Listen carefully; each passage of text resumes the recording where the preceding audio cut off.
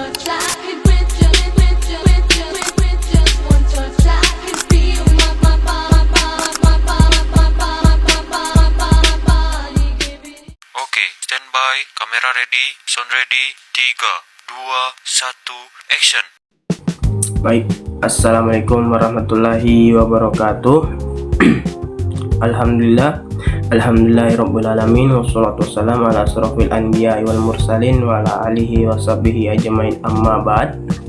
Pertama-tama marilah kita panjatkan puji dan puja syukur atas kehadirat Allah Subhanahu wa taala yang telah memberikan kita banyak limpahan nikmat yang berupa nikmat iman, nikmat kesempatan, dan nikmat kesehatan, sehingga kita masih bisa berkumpul di ruang diskusi ini atau Zoom guna mengikuti pembelajaran mata kuliah psikologi perkembangan. Baik, langsung saja kami dari kelompok 3 ingin memaparkan hasil diskusi kami. Tapi sebelum itu, izinkan saya sebagai moderator untuk memperkenalkan anggota-anggota kami. Yang pertama, Muhammad Mufli Al-Musawir, yaitu saya sendiri sebagai moderator. Ada yang kedua itu Jenderal Sulastri sebagai pemateri pertama. Yang ketiga itu Jannatul Ma'wa sebagai pemateri kedua. Baik, langsung saja untuk mengefisienkan waktu kepada pemateri pertama, Jenderal Sulastri, disilahkan. Baik, terima kasih atas kesempatan yang telah diberikan kepada saya untuk menjelaskan makalah kami yang berjudul Teori Perkembangan Psikodinamika. Adapun latar belakang dari makalah kami ialah proses sepanjang hayat perkembangan manusia merupakan proses perubahan fisik, kognitif, dan psikologis yang terjadi sepanjang hidup. Dorongan dan pengalaman. Teori psikodinamika menekankan bahwa kepribadian dipengaruhi oleh dorongan batin, konflik psikologis, serta memori dan pengalaman masa kecil. Kontribusi utama Sigmund Freud memelopori dengan fokus pada aspek biologis dan insting, sementara Erik Erikson memperluas dengan menambahkan pengaruh lingkungan sosial. Sekarang kita fokus pada pembahasan, yaitu 3, yakni konsep dasar, psikoseksual, dan psikososial. Adapun psikoseksual ialah struktur kepribadian dan tahap perkembangan psikoseksual menurut pemikiran Sigmund Freud. Adapun yang ketiga ialah psikososial, yaitu pengaruh sosial dan 8 tahap siklus kehidupan yang dikemukakan oleh Erik Erikson. Apa sih itu psikodinamika? Oke, selanjutnya saya akan membahas apakah itu psikodinamika, yaitu kekuatan alam bawah sadar. Teori psikodinamika adalah pendekatan yang menjelaskan bahwa sebagian besar perilaku manusia dipengaruhi oleh dorongan yang tidak disadari, konflik internal, serta pengalaman krusial di masa kecil. Sebagian fundamental gunung es kehidupan psikologis manusia tidak hanya dipengaruhi oleh hal-hal yang nampak secara sadar, melainkan dinamisa oleh pemikiran dan emosi yang tersembunyi di alam bawah sadar, yang pada akhirnya membentuk pola perilaku interaksi kita. Ini contohnya. Oke, selanjutnya kita akan membahas struktur kepribadian Freud. Itu ada 3, ide, ego, dan superego.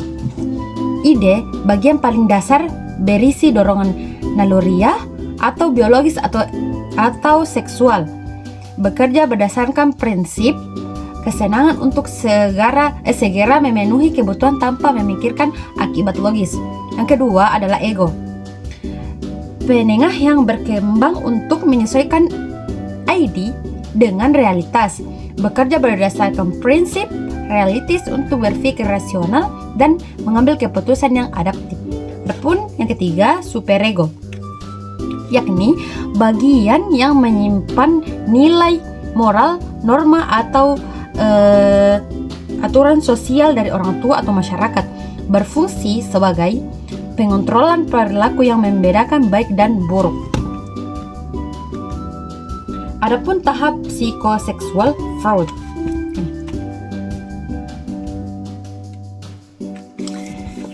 yaitu anal 1-3 tahun, fokus pada kontrol fungsi tubuh atau toilet training, menentukan sifat kedisiplinan, keteraturan, dan kekuatan individu. Yang kedua, laten 6-12 tahun. Dorongan diredam, energi dialihkan pada aktivitas akademik, bermain dan membangun keterampilan interaksi sosial. Oral 0-1 tahun. Sumber kesenangan terletak pada aktivitas mulut atau mengisap atau menyusu, berpengaruh pada rasa dan ketergantungan kelak. Adapun Halich 3-6 tahun. Menyadari perbedaan gender, muncul kompleks Oedipus, Elektra. Proses edukasi penting bagi perkembangan moral. Adapun yang terakhir itu ialah genital 12 tahun, yaitu memasuki masa remaja menuju dewasa. Dorongan muncul kembali namun lebih matang ke lingkungan yang sehat. Mungkin itu yang sempat saya jelaskan. Saya kembalikan ke moderator. Tri, disilahkan. Itulah tadi pemaparan dari pemateri pertama. Baik, langsung saja pemateri kedua, Jannatul Ma'wa, kepada saudari Jannatul Ma'wa. Disilahkan. Terima kasih atas kesempatannya. Saya sebagai pemateri kedua yaitu teori psikososial Erikson. Peran interaksi sosial sepanjang hayat. Erik Erikson memperluas pemikiran Freud dengan menekankan bahwa kepribadian tidak hanya dipengaruhi oleh biologi dan masa kecil, tetapi oleh hubungan sosial, budaya, serta interaksi lingkungan. Menurut Erikson, perkembangan manusia berlangsung sepanjang hayat dari bayi hingga lansia yang dibagi ke dalam 8 tahap. Setiap tahap memiliki konflik atau tantangan krisis yang bila diselesaikan akan menghasilkan kualitas diri yang matang. Tahap psikososial 1-4. Yang pertama, Trust Phase Mistrust 0-1 tahun. Bayi belajar membangun kepercayaan melalui perawatan dari kasih sayang orang tua. Jika gagal, muncul rasa ketidakpercayaan pada dunia luar. Yang kedua, autonomi phase 1-3 tahun. Anak belajar mandiri, berjalan, berbicara, mengontrol diri. Jika terlalu dibatasi, anak akan diliputi keraguan dan rasa malu. Yang ketiga, initiative phase 3-6 tahun.